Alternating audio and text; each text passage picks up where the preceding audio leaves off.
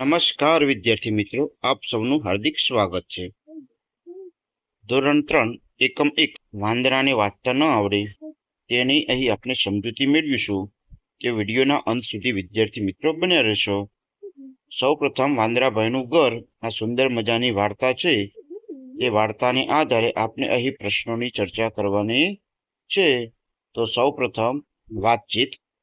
વાંદરાઓએ શું કર્યું ત્યારે તમને સૌથી વધુ મજા પડી? તો મરચા ભેગા કરી વાંદરાઓએ તાપનું કર્યું ત્યારે ખૂબ મજા પડી. 2. વરસાદ આવતો હોય અને તમારી પાસે છત્રી ન હોય તો તમે શું કરો? તો અમે પલળવાની મજા લઈએ. 3.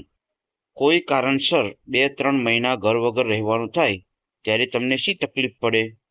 તો ઘણી વખત તકલીફ પડતી હોય છે, ઘણી બધી તકલીફ પડતી હોય છે, જેમ કે શિયાળામાં ઠંડી લાગે, ઉનાળામાં ગરમી લાગે, ચોમાસામાં પલળી જવાય. જ્યારે મજા ક્યારે આવે? તો વરસાદમાં પલળવાની ખૂબ મજા પડે. પ્રશ્ન 4. વાંદરાઓએ જે કર્યું તે તમને ગમ્યું? આપણે તેમને શું ઉપાય બતાવીશું? તો ના, તેમને ઘર ન બનાવ્યું તે ન બનાવ્યું ન ગમ્યું, આપણે તેમને ઘર બનાવવાનું કહીશું. 5. સુગરી કેવી રીતે ઘર બનાવતી હશે? તો સુગરી તનખલાને પોતાના ચાંચ વડે ગૂંથીને માળો બનાવી પોતાનું ઘર બનાવતી હશે. વાંદરાઓએ મરચાનું તાપનું કેમ કર્યું હતું? તો મરચાથી તાપનું ઠંડીથી બચવા માટે કર્યું હશે.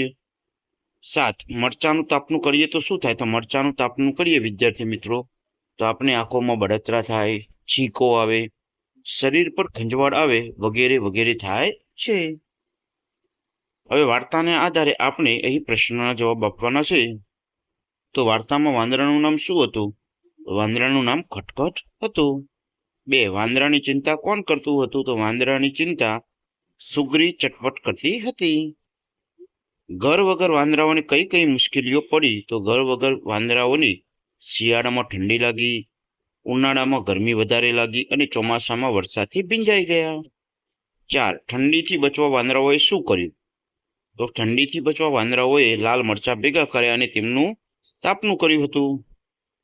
6. વાંદરાઓ વારંવાર શું બોલતા હતા? તો વાંદરાઓ વારંવાર હુપાહુપ હુપાહુપ એવું બોલતા હતા. 7. સુગરીની સલાહ સાચી હતી કે ખોટી? કેમ? તો સુગરીની સલાહ જોઈએ તો સાચી જ હતી. તેઓ ઠંડી, ગરમી અને વરસાદથી બચી શકાય અને શાંતિથી રહી શકે તે માટે વાંદરાઓએ ઘર બનાવવું ખૂબ જરૂરી હતું. 8. સુગરીએ વાંદરાની ચિંતા કેમ છોડી દીધી? કેમ કે વારંવાર સુગરીના કહેવા છતાં વાંદરાભાઈ સુધરતા ન હતા એટલે તેમની ચિંતા છોડી દીધી. નીચેનામાંથી કોણ પોતપોતાનું ઘર બનાવે છે? તો ચકલી અને કબૂતર પોતાનો માળો બનાવી અને રહે છે. તમે સુગરી છો તો વાંદરાને શું કહેશો? તો વાંદરાને તમે ઘર બનાવવાનું અને આરામથી રહો તેવું કહીશું. ત્યારબાદ અહીં ભેગા શબ્દોને છૂટા પાડીને લખવાના છે અને પાઠ્યપુસ્તકમાં આપેલા શબ્દો શોધીને અહીં ઉમેરવાનો છે. તો 1. ખટખટે એક ઘર પાસે અચરજ જોયું, એટલે એક શબ્દ અહીં રહી ગયો છે, આપણે અહીં ઉમેરી દીધો છે, તો તેની નીચે એક અંડરલાઈન કરશો. 2. બિચારા વાંદરાભાઈ ઠંડીથી કેવા થરથરે છે, તો થરથરી નીચે લીટી કરવાની છે. 3. ઉનાળામાં ગરમી ઓછી લાગશે અને ચોમાસામાં વરસાદથી બચી શકાશે, તો ઓછી અને વરસાદથી તેની નીચે એક લીટી કરીશું. 4. ખટખટ એ ખટખટ તારે ઘર નથી બનાવવું? તો ખટખટ ઘર નથી બનાવવું તેની નીચે લીટી કરીશું. 5.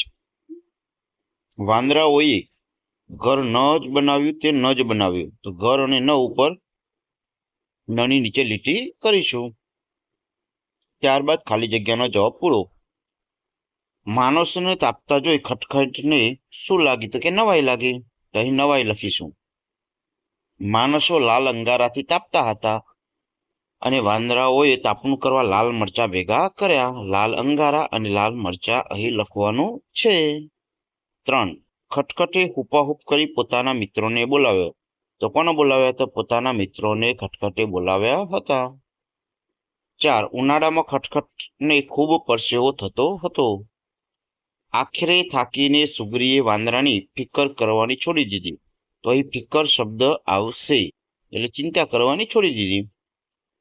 બ વિભાગમાંથી સરખા અર્થવાળું વાક્ય શોધીને અહીં લખવાનું છે. તો પહેલામાં ગ લખીશું, એટલે કે તેઓ ઠંડીથી થરથરતા વાતો કરતા હતા. 2 અચાનક વરસાદ તૂટી પડ્યો. તો ક આકાશમાંથી ખૂબ પાણી વરસ્યું. 3 આકાશમાંથી આગ વરસી રહી છે. ગ ખૂબ તાપ લાગવો. 4 બારેમાસ એક ઝાડથી બીજા ઝાડ પર ફરે. તો ચ આખું વર્ષ તેઓ ફર્યા કરે. 5 વાંદરાઓએ પૂંછડીઓનો મિનારો બનાવ્યો. ખ તેમને ઊંચાના મિનારા જેવો આકાર કર્યો. અહીં અભિનય કરવાનો છે. ત્યારબાદ ઋતુને ઓળખો અને તેને લખો. 1 મારા ઘરમાં મને જરાય ઠંડી ન લાગે ત્યાં શિયાળો. 2 બધા વાંદરા પાણીથી ભીંજાઈ ગયા. ચોમાસું. સુગરી માળામાં ઝૂલતી હતી. શિયાળો. વાંદરા પૂંછડી માથે મૂકી બેઠા. ચોમાસું. ત્યારબાદ વાંદરાઓએ માણસોની નકલ કરી. શિયાળો. 6 ઝાડના છાંયે બેસી વાંદરા એકબીજાને પંખો નાખતા હતા. તો ઉનાળો. આકાશમાંથી વરસે આગ. ડોશી મને પવન નાખ. ઉનાળો. 8 સળગાવીને લાકડા તાપનું કરે માકડા. શિયાળો.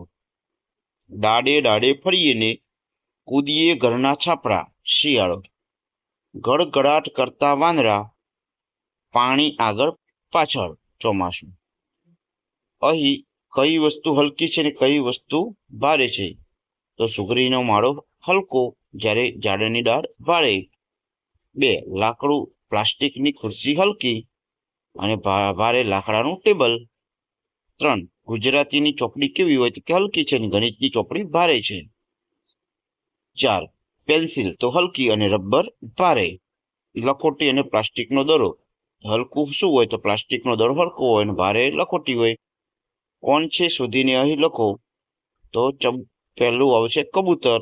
કબૂતર ચણતા જોવાની મજા પડે. 4 અક્ષરનું એનું નામ. તો અહીં અને તેને 8 પગ. તો કરોડિયો. એનું વાક્ય બને છે કરોડિયો ઝાડુ બનાવે છે. ત્યારબાદ આવશે કરચલો. કરચલો પાણીમાં રહે છે. 3 દરજીડો. દરજીડો પોતાનો માળો સીવીને બનાવે છે. 5 કાન ખજૂરો. કાન ખજૂરો ને ઘણા બધા પગ ધરાવતું એક જીવડું છે.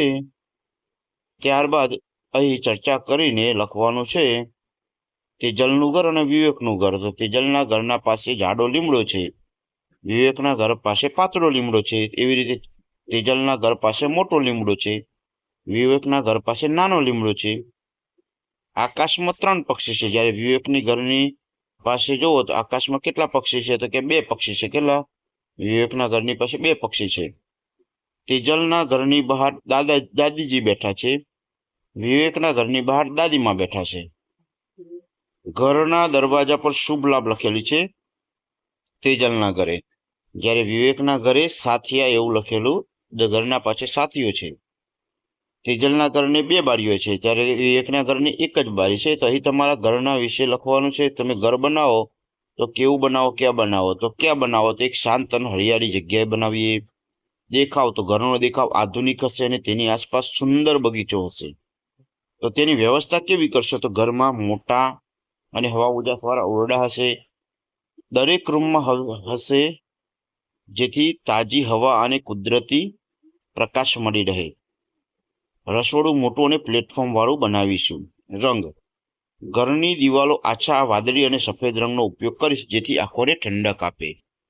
તો નામ શું રાખશો ઘરનું? તો હું મારા ઘરનું નામ માતૃકૃપા અથવા શાંતિ નિવાસ એવું રાખીશ. ત્યારબાદ અહીં વિદ્યાર્થી મિત્રો એક ગેમ રમવાની છે.